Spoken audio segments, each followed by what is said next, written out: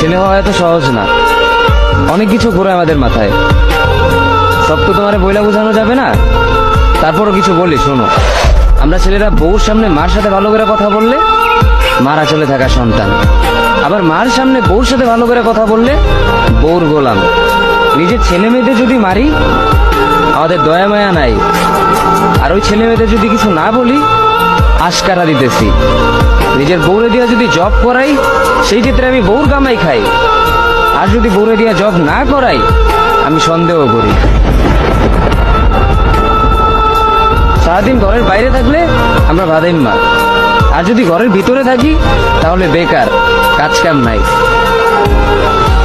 আর এই তোমাদের মেয়েদের গায়ে যদি আমরা ভুলেও টাচ করি না আমরা নির্যাতক, আর যদি তোমরা মেয়েরা আমাদের গায়ে হাত তুলো আমরা কাপুরুষ। আর একটা ছেলে কি বা করে পুরো লাইফে নিজের জন্য? মার ওষুধের থেকে শুরু করে বউ বাচ্চার প্রত্যেকটা সব পালন করার দায়িত্ব একটা পুরুষের।